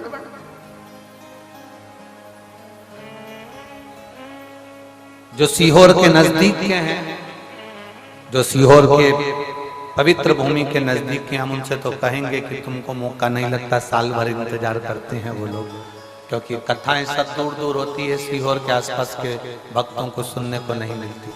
छोड़ना नहीं, कुबरेश्वर धाम की पवित्र भूमि पर बैठकर बाबा की कथा का रस तत्व ग्रहण।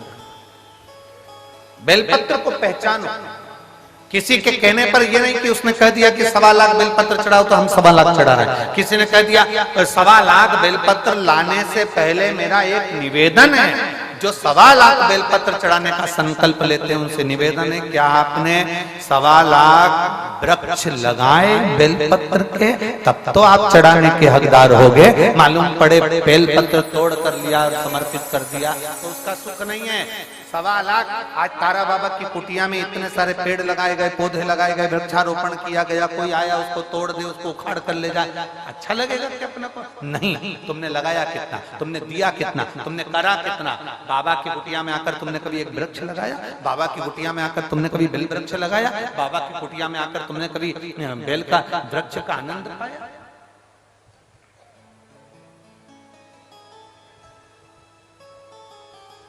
आज इस भूमि पर हम गोविंद जी से और हमारे मन में आया तो हम कह दें क्या गोपाल जी, अगर कर सको तो हम तो विनय कर सकते हैं। ऐसा हमारे शास्त्र कहते हैं, ये शिव पुराण में लिखा है, विद्येश्वर संहिता,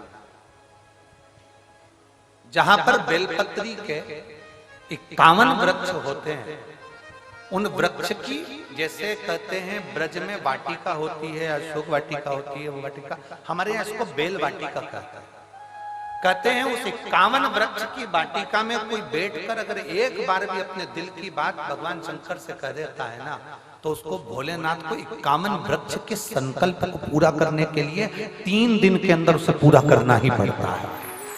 हमारा इतना सा निवेदन है गोविंद जी से और गोपाल जी से कि तारा बाबा की कुटिया में एक बेल वृक्ष की वाटिका होना चाहिए। ये हमारा केवल एक निवेदन है, और तारा बाबा ही ये निवेदन आप लोगों को आज्ञा दे रहे हो, तो हम तो ये कहेंगे कि आपके पास में जगह है तो कहीं 51 वृक्ष बेलपत्री के ऐसे लगाए जाएं, जिसके नीचे एक भाव के साथ बैठकर लोग अपनी माला का स्मरण करें, एक बार बाबा से विनती करें और बाबा उसको स्वीकार करे। ऐसे हमारा हम तो निवेदन कर सकते हैं।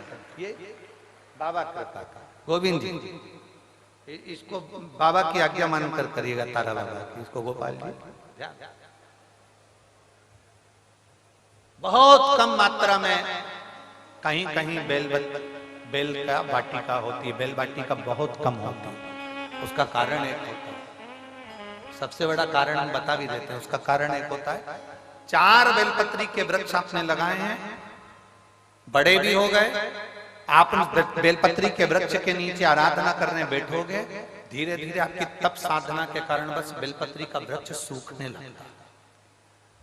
अनुभव करना, आप अगर शिव पुराण की कथा सुन रहे हो तो आपने अनुभव करा होगा, आपके मोहल्ले में, आपके नगर में, आपके क्षेत्र में बेलपत्री के जो वृक्ष होंगे, आप अगर उसकी आराधना करना चालू करोगे, पूजन करना चालू करोगे, उसकी आराधना करना चालू करोगे, तो धीरे धीरे वो बेलपत्री का वृक्ष आपके ताप को हरता है, आपके पाप को हरता है। उसके कारण बस बेलपत्री का वृक्ष धीरे धीरे सूख जाता है। लोग कहते गुरुजी हमने तो बेलपत्री का वृक्ष हमारे यहाँ हरा भरा था, सूख गया। उसका कारण क्या? उसका केवल एक कारण है कि वो व्यक्ति के ताप को हरता है, व्यक्ति के पाप को। और आपने अनुभव करा है, किसी ने देखा है इसे कि जो बेलपत्री का वृक्ष हरा भरा है और कुछ दिन में वो सूख जाता है। हम पूजन कर रहे थे, आराधना कर रहे थे, क्यों सूखा किसी को नहीं मालूम। उसका कारण केवल एक था कि जो जाता था उसके नीचे बैठकर अपने पाप को हनन करता था, पाप हर लेता था। बेलपत्री का वृक्ष ताप हर लेता था, उसके कष्ट हर लेता था, उसका ताप और पाप जब हरता है। और यही क्रम तुलसी के पौधे में भी होता है। जब हमारे घर में, हमारे घर के दरवाजे पर जो तुलसी का पौधा लगा हुआ होता है, तुलसी के पौधा हमारे घर के दरवाजे पर होता है। जब कोई भी दुख आने वाला होता है, कोई हरकत होती है, सबसे पहले तुलसी का पौधा सूख जाता है। वो तुलसी का पौधा जो क्यारे में है वो सूख जाता है। कई घर ऐसे हैं जहां तुलसी का पौधा बार बार लगाया जाता है, बार बार सूख जाता है, फिर लगाओ फिर सूख जाता है। कार्तिक महीने में लगाने का प्रयास करते हैं, फिर सूख जाता है, ना जाने का ऐसे सूख जाता है। लोग पूछते हैं गुरुजी तुलसी का पौधा सूख गया, तुलसी का पौधा सूख गया। उसका कारण केवल तुलसी ताप हरती है, तुलसी पाप हरती है। बेलपत्र ताप हरता है, बेलपत्र पाप। अब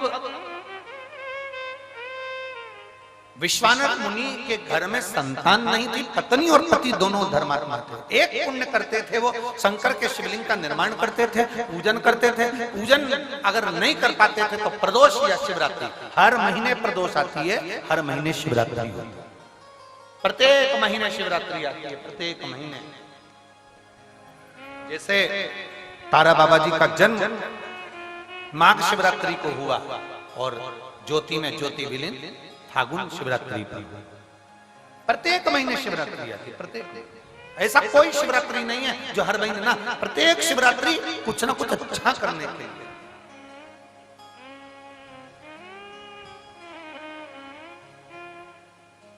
एक एक बहन ने लिखा, गोविंद जी को हम धन्यवाद देते हैं, गोपाल जी को हम धन्यवाद देते हैं। यहाँ पर हमने बहुत कथा सुनी पर शिव पुराण के लिए तरस रहे, तो हम गोविंद जी और गोपाल जी को धन्यवाद देते हैं जो तारा बाबा की कुटिया में उन्होंने कथा करवाकर हम सबकी मन की तमन्ना पूरी कर दी।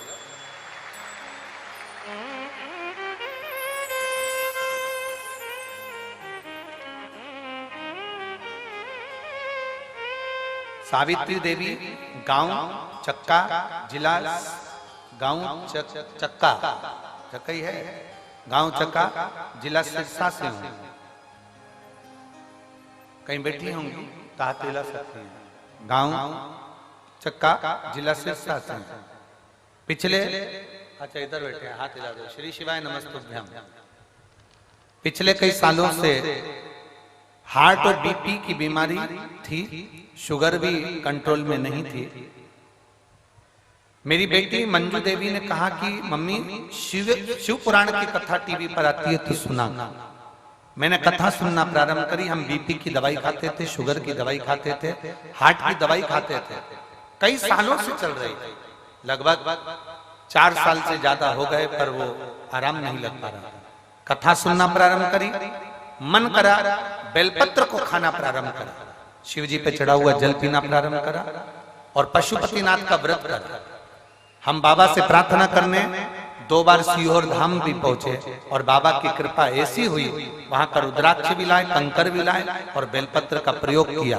आज बाबा की कृपा से एक भी दवाई खाना नहीं पड़ती। मेरा हार्ट, बीपी और शुगर सब लेवल में है। मैं बाबा को धन्यवाद देने वाला हूं। गुरुदेव, मैं श्री गोपाल जी कांडा जी को और श्री गोविंद जी कांडा जी को धन्यवाद देती हूँ, जिन्होंने हमारे दिल की तमन्ना पूरी कर दी। तारा बाबा की कुटिया में शिव पुराण की कथा करवाकर ये शिव तत्व।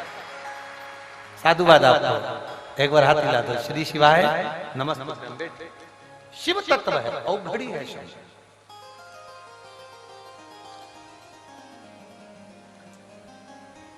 एक दिल से बाबा से प्रार्थना, दिल से।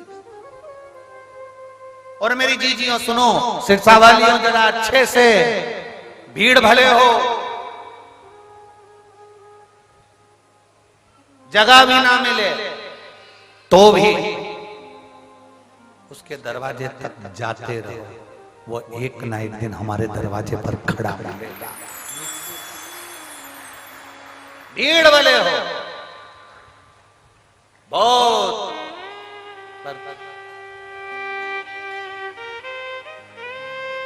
मैंने तेरे ही भरोसे बाबा, तेरे ही भरोसे हवा बिच उड़ती जावांगी बाबा, डोर हथो छड़ी ना में कटी जावांगी।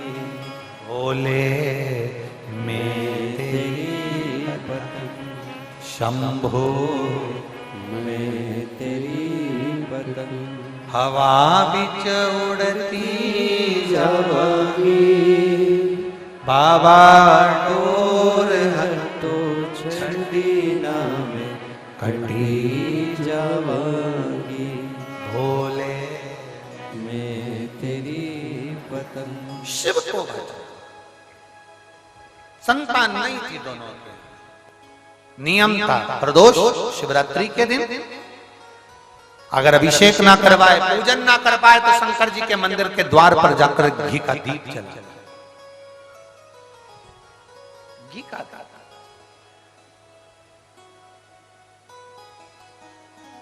कितना भी कर्जा हो, कर्जे में डूब गए हो आप, कर्जे में ज्यादा डूब, मरने का प्लान मत बना, प्लान चेंज। कितना भी डिप्रेशन हो, कितना भी टेंशन हो, मरना तो है ही। लोगों की छाती पे मूंग डालना, मरना नहीं।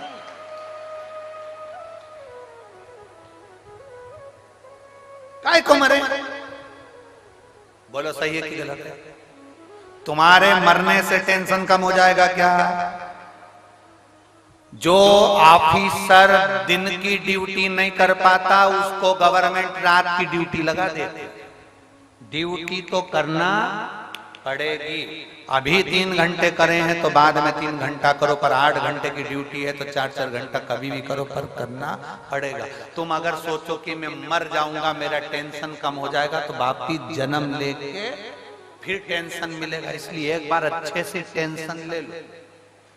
अपने को टेंशन ज्यादा आ भी जाए ना, मरना नहीं है। और मरो भी तो थोड़ा फैशन चेंज करो। पानी में डूब के क्या मरना? Old fashion. ट्रेन के नीचे मर गए, ओल्ड फैशन।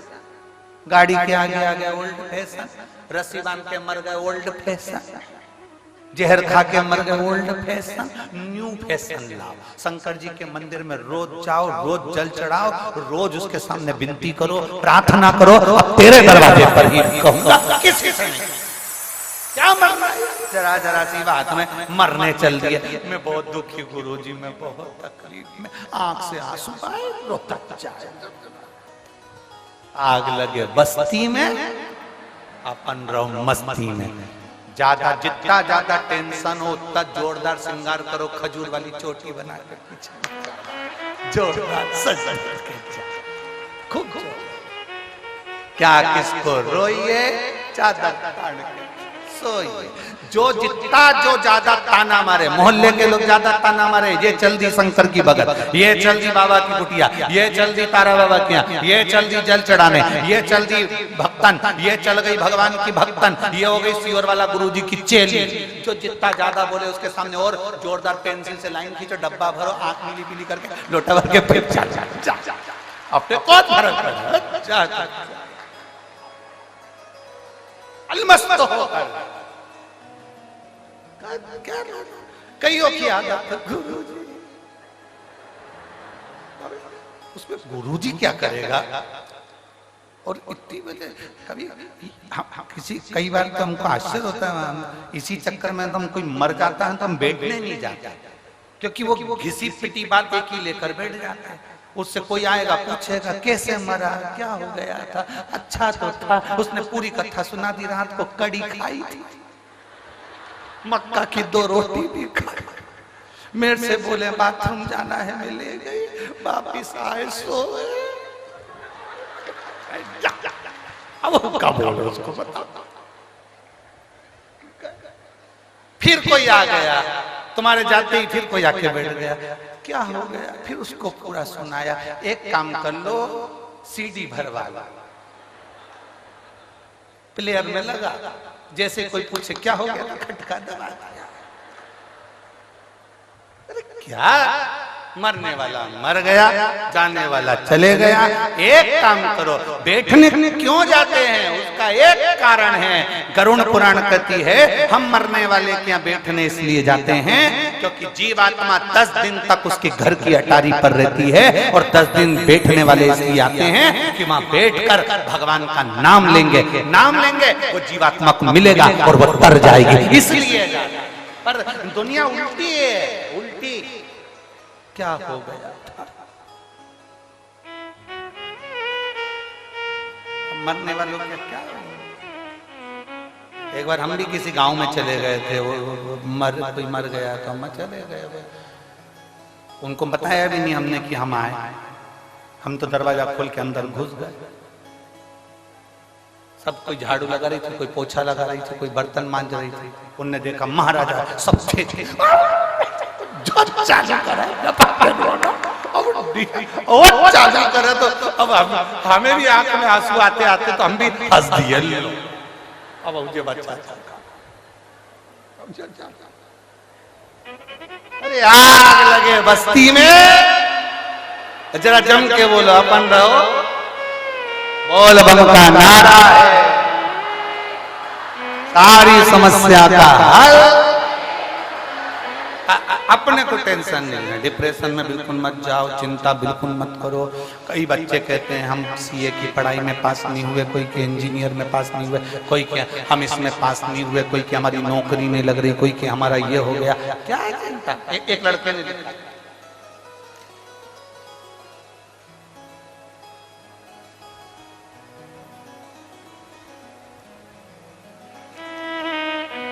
मेरा नाम ज्योति, मैं सदलपुर जिला हिसार की रहने वाली हूँ।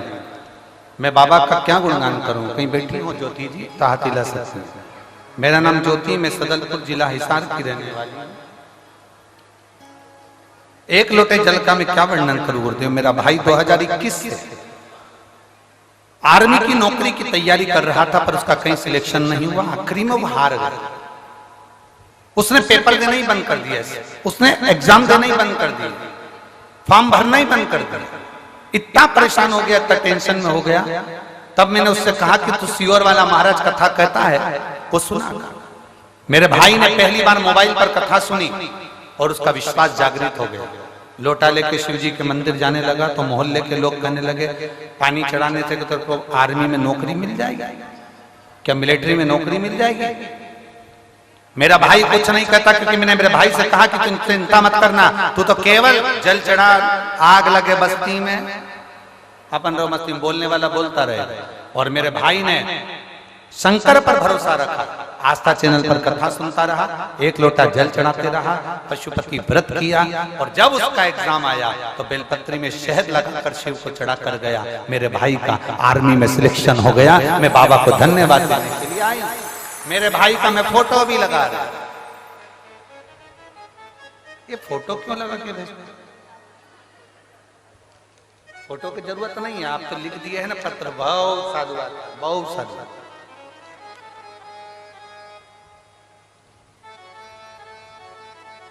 शिव तत्व एक अविरल भक्ति, एक विश्वास, एक दृढ़ता, एक भरोसा आपका शिव के प्रति हो। जब जागृत होगा तो शिव मिलेगा। ब्रह्मता में शिव नहीं मिलता कभी। आडंबर में, अंधविश्वास में पड़ गए, शंकर नहीं मिलेगा। अंधविश्वास कोई कुछ कह दिया तुमने मान लिया। आप पढ़ो ना, शास्त्र पढ़ो, वेद पढ़ो, पुराण पढ़ो, पढ़ो।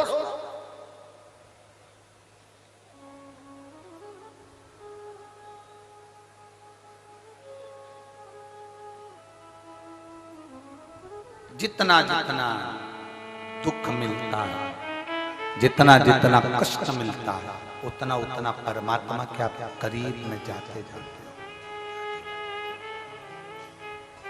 सोने को जितना तपाएंगे उसका खार, उसका खोटापन सब जल जाएगा।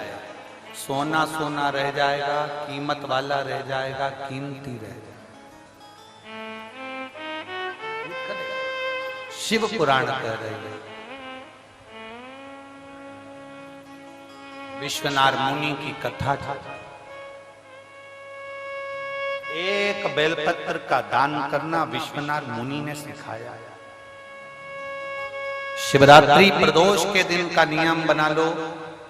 कितना भी कर्जा हो, कितना भी दुख हो, कितनी भी तकलीफ हो, एक नियम बना लो कि मैं भले मंदिर में पहुंचूं ना पहुंचूं, मैं भगवान के मंदिर जा पाऊं ना जा पाऊं। एक नियम बना लो कि प्रदोष के दिन और शिवरात्रि के दिन मैं अपने दरवाजे के बाहर एक घी का दीप दरवाजे के बाहर लगाऊंगी और एक घी का दीप किसी बेलपत्री के वृक्ष के नीचे लगाऊंगा।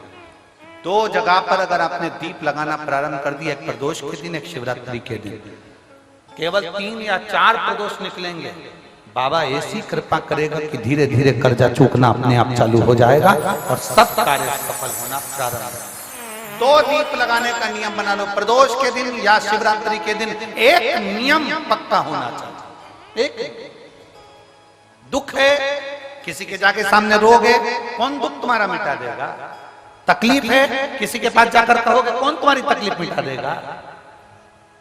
कष्ट है, कोई तुम्हारा कष्ट नहीं मिटा सकता। हमने पहले भी कथा में कहा, खांसी तुम्हें चल रही है, तुम्हें खांसना है। छींक तुम्हें आ रही है, तुम्हें छींकना है। छींक तुम्हें आ रही है और तुम पड़ोसी से कह रहे छींक ले, कोई ना छींकेगा।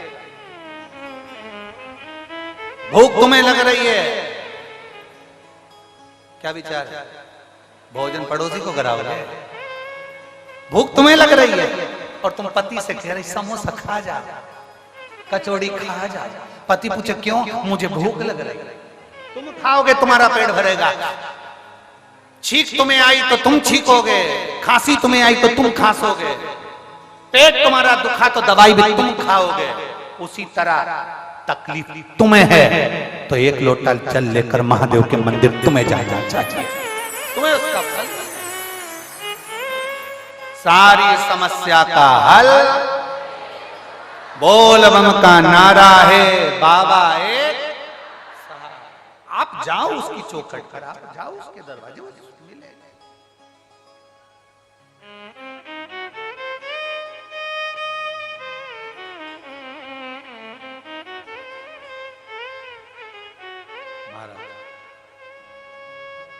जिसने जान लिया उसको शिव मिल गए, जो नहीं जान पाया उसको शंकर नहीं मिले। विश्वनाथ की कथाएं बहुत लंबी है, विस्तार से, बहुत विस्तार। आज इस कथा को पूरा नहीं कर पाएंगे, कल की कथा में इसको पूरा करेंगे। विश्वनाथ मुनि की जो कथा है उसको विस्तार से सुनना है।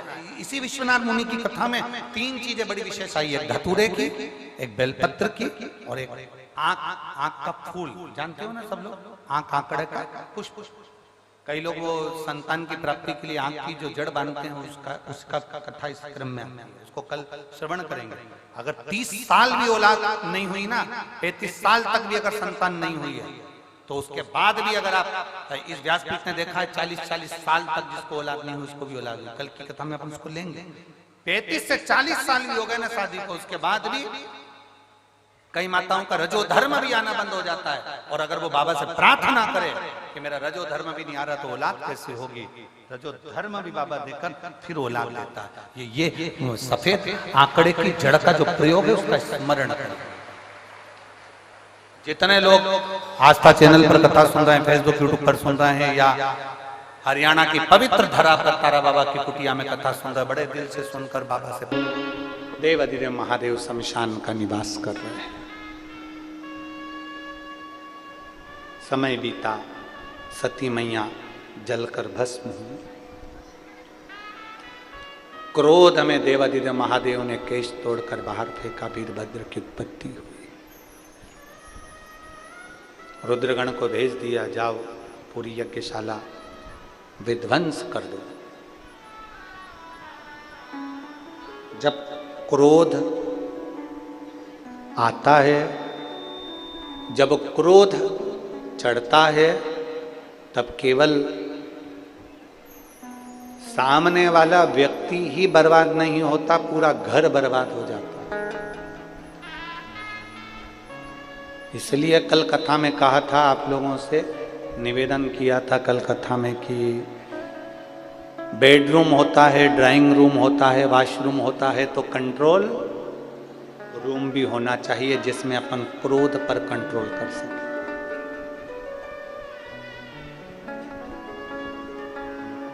अपने गलत विचारों पर कंट्रोल कर सकें, अपनी गलत सोच पर कंट्रोल कर सकें, अपनी गलत वाणी पर अपन कंट्रोल कर सकें। एक रूम हो। वीरभद्र गए, पूरी यज्ञशाला को विध्वंस कर दिया।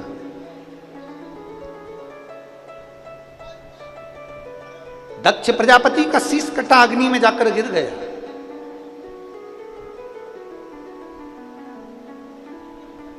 सारे देवताओं ने भगवान शंकर की स्तुति करी, तो शिव है जिनका एक नाम है भोला, आशुतोष, सरल, सहज। अगर कोई क्रोध भी करता है तो मेरा देवाधिदेव महादेव उसको क्षमा कर देता। सबने स्तुति करी, भोलेनाथ बाबा, शंभु त्रिकालदर्शी, कैलाशी, विनाशी, हे शंकर करुणा करिए। बाबा, हे भोलेनाथ, दक्ष प्रजापति जो यजमान है उसका सिर कट गया है, अग्नि में गिर गया है, आप कुछ करिए। शंकर भगवान आए और उन्होंने बकरे का मुंह लगाया। बकरे का मुंह लगाने का कारण केवल इतना सा था क्योंकि दक्ष प्रजापति कह रहे थे, मेरा यज्ञ, मैं राजा, मैं दक्ष प्रजापति, जो बार बार मैं मेरा मेरा मेरा मेरा करता है, मरने के बाद वही बकरे का जन्म ले लेता है और आखिरी में एक दिन कट के मर ही जाता है। बहुत बचना चाहिए। मैं संबोधन से और मेरे संबोधन से बचने का प्रयास। एक महाराज जी प्रवचन दे रहे थे, प्रवचन में महाराज जी ने कहा मेरे मुख से 7 दिन तक गंगा बहेगी, तुम सब रोज आओ डुबकी लगाओ। एक गांव का व्यक्ति अपने घर चले गया, पत्नी को आवाज लगाई, सुनती है। पत्नी बोली क्या है? पिताजी की अस्थियां रखी थी, कहां है? पत्नी बोली तुम गंगा जी जा रहे हो? पति बोला तुझसे जितना पूछा जाए उतना बता, पिताजी की अस्थियां कहां हैं? पत्नी बोली वो लाल लाल थैली में टंगी है। पति ने लाल थैली में से अस्थि निकाली और उसको पत्थर पे दोची, पीसी और पीस के पूड़िया बांध ली। पत्नी बोली कहां जा रहे हो? पति बोला तू भी चल मेरे साथ, और कथा में जाके बैठ गया। पंडित जी ने फिर कहा मेरे मुख से 7 दिन तक गंगा बहेगी, तुम सब डुबकी लगाओ। इतने में खड़ा हो गया, रुको महाराज प्रसाद खाओ। और महाराज जी को जो पुड़िया दी, महाराज जी ने पुड़िया खोली। खोलने के बाद जो मुंह में डाली, डालते सी वो तो हड्डी का चूरा था। जैसे मुंह में गया तो चर्र बोले। अब वो हड्डी का चूरा जैसे ही चर्र बोले तो महाराज जी ने पूछा क्या खवा दो, क्या खवाया? इतने में वो गांव का व्यक्ति बोला पिताजी की अस्थियां रखी थी, पत्नी रोज कहती थी गंगा जी में खवाओ, गंगा जी में खवाओ, गंगा जी में खवाओ। हमने सोचा गंगा बहुत दूर है, तुम ही बोले मेरे मुंह से रोज गंगा बह रही है, तो हमने यहीं खवा दी इसी स्थान पर। प्रयास करो। मैं, मेरा ये संबोधन ये ठीक नहीं है, इन संबोधनों से बचने का प्रयास करिएगा। इन संबोधनों से बचने का प्रयास करो।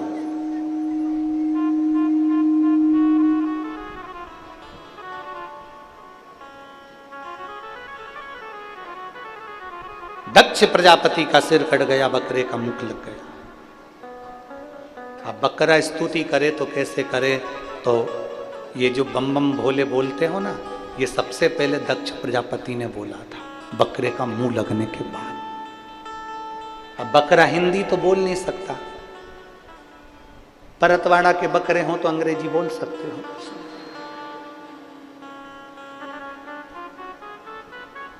अब बकरा ना तो हिंदी बोलेगा ना अंग्रेजी बोलेगा।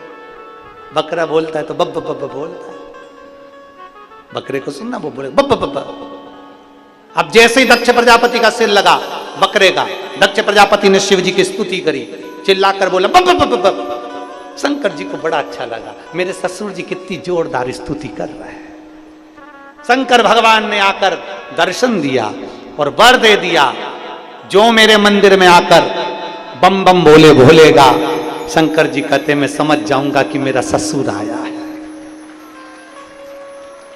और कोई अगर स्त्री भी बम बम बोले बोलती है तो शंकर जी समझ जाते सास भी आई। बम बम बोलो बोलो जम के जरा एक बार हो जाए। बम बम बोल बम का नारा है सारी समस्या का हल।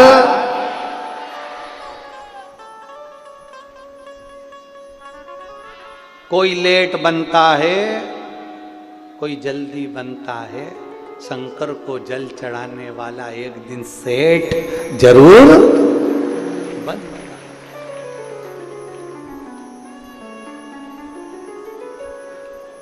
शिव तत्व की प्राप्ति शंकर ओघड़दान।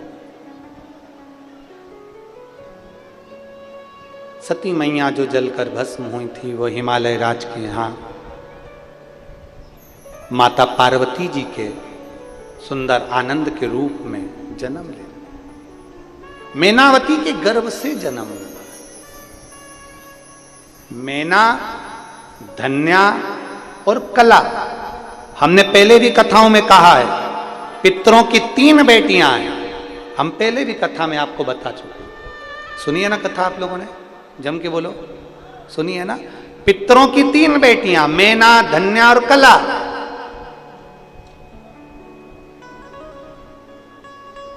मैना के यहां पर पार्वती मैया, धन्या सुनैना बनी जिनके यहां माता सीता, कला कीर्ति बनी, जिनके घर में राधा जी का जन्म। 3 देवियां प्रकट हुई और ये तीनों देवियां जगत के कल्याण के लिए प्रकट हुई है। जगत कल्याण,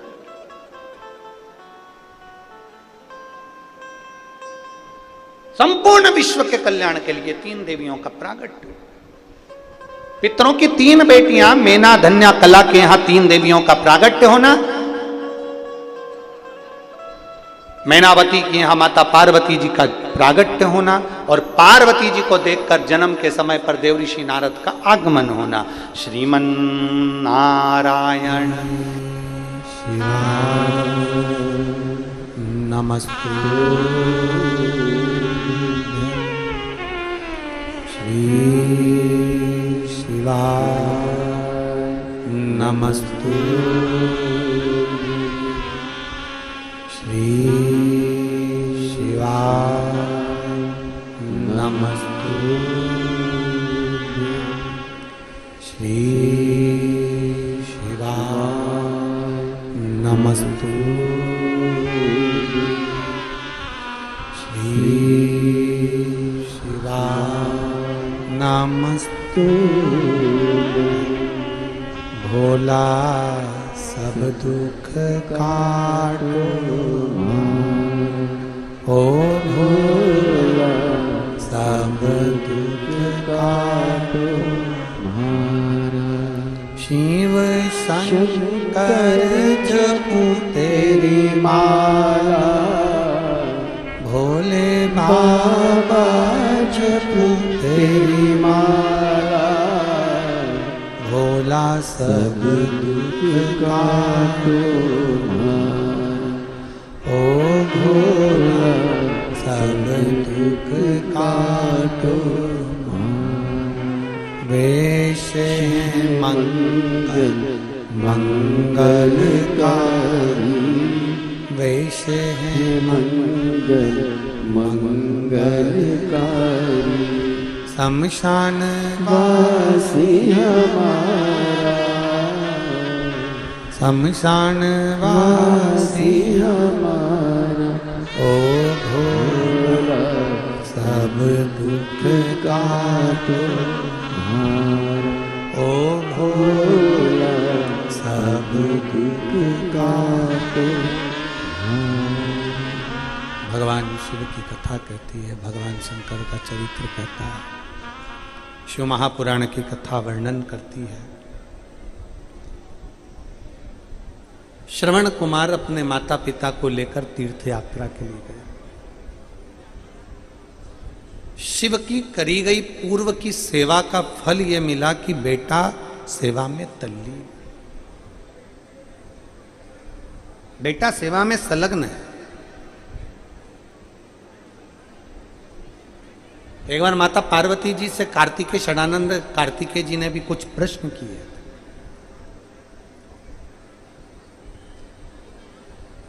और कार्तिकेय बाबा ने प्रश्न किए थे माता पार्वती जी से कि संसार में जो मानव जन्म लेता है और उसके माता पिता जो व्यक्ति बुजुर्ग हो जाता है, उसकी सेवा उसकी औलाद, उसकी बहू, उसके बेटा करते हैं, वो किस भाव में करते हैं?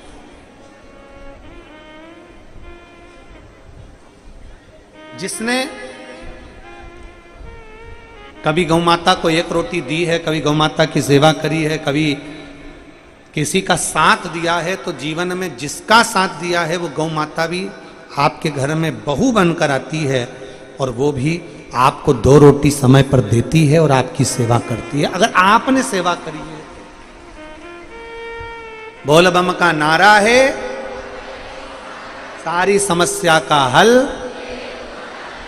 आप अगर सेवा करे हो तो सेवा का फल मिलता है। यदि आपने सेवा करी है तो आपको उसका फल मिलेगा, ये निश्चित है। कितना सुंदर एक चरित्र आया है शिव महापुराण के अंतर्गत, जरा देखिएगा कि देवता और राक्षस मिलकर मंथन करें, उसमें शिव शामिल नहीं हुआ। भगवान शंकर ने तो केवल मार्गदर्शन करा है, भगवान शिव ने तो केवल बताया है, भगवान शंकर ने तो केवल मार्गदर्शन किया है। भगवान शंकर तो केवल मार्गदर्शन करें कि मंथन किया जाए और मंथन में जो अमृत निकलेगा वो जीवन का कल्याण करेगा। निकालो हम मंथन में अमृत।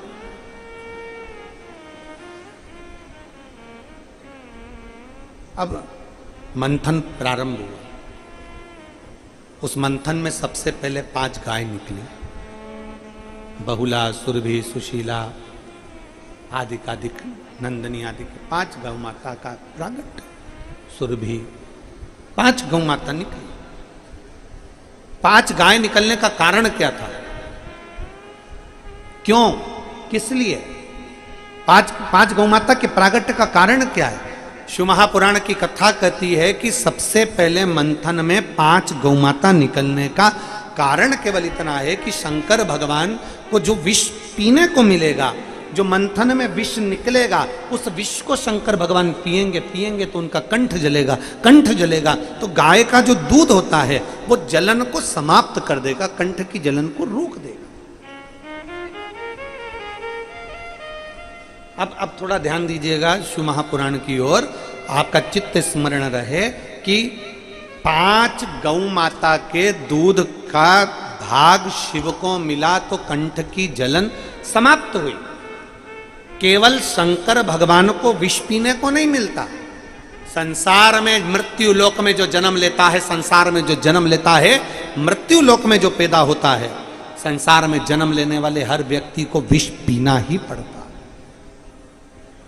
कौन सा विष? कौन सा विष? शिव महापुराण की कथा कहती है कोई आपका अपमान करेगा, कोई आपको अपशब्द कहेगा, कोई आपको ताने देगा, कोई आपको गाली देगा, कोई आपको आड़ा टेढ़ा बोलेगा, कोई आपको अपशब्दों के बाण छोड़ेगा, ये विष है। पियो, इसका पान करो, पी लो।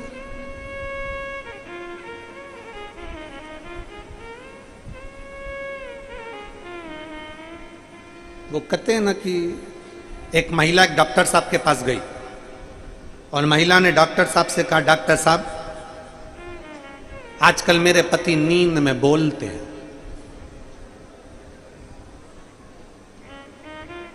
मैं अपने पति से बड़ी परेशान हो गई हूं, ये नींद में बोलते हैं, इसका कोई उपचार हो तो बताओ। डॉक्टर साहब बोले, इसका एक ही उपचार है, उसको दिन में बोलने की आदत डालो। दिन में तुम इतना बोलती हो कि बेचारा सुन सुन के अंदर इतना भरा जाता है कि दिन में नहीं बोल पाता तो बेचारा रात को बोलता है। इसको दिन में बोलने की आदत डालो। शिव महापुराण की कथा कहती है, शंकर भगवान का चरित्र कथा है, संसार में जन्म लिया है, विष पीना पड़ेगा। कभी तुमको अपशब्द का विष मिलेगा, कभी ताने का विष मिलेगा, कभी गालियों का विष मिलेगा, कभी आड़ी टेढ़ी बातों का विष मिलेगा। घर में जितनी बेटियां विवाह कर कर जाती हैं, उन बेटियों से निवेदन है, अपने ससुराल में पहुंचने के बाद 6 महीना 1 साल में ऐसे निर्णय पर मत पहुंचना कि हम तलाक पर पहुंच जाए। नहीं, घर में शादी कर कर जा रही हो तो थोड़ा सा विष पीने की आदत डालिए, थोड़ा विष पियो, विष पीने की आदत।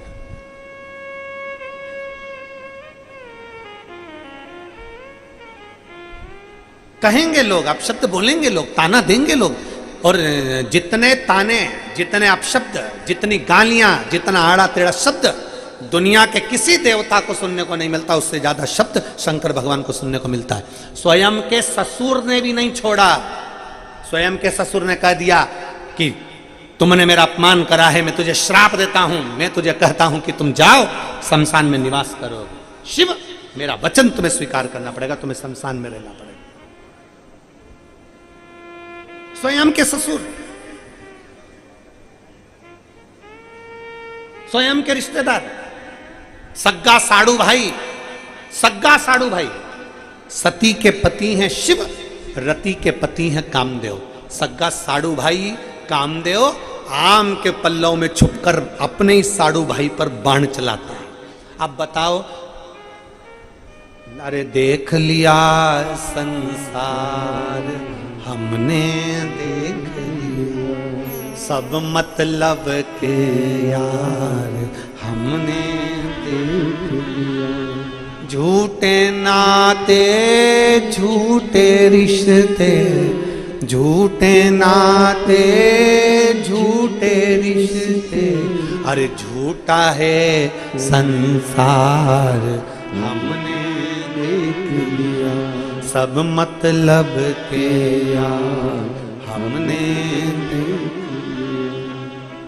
ससुर ने श्राप दिया, साड़ू भाई बाण पर बाण चलाता रहा। साड़ू भाई सती के पति हैं शिव और रति के पति हैं कामदेव। सग्गा तीक्ष्ण तीक्ष्ण बाण चला।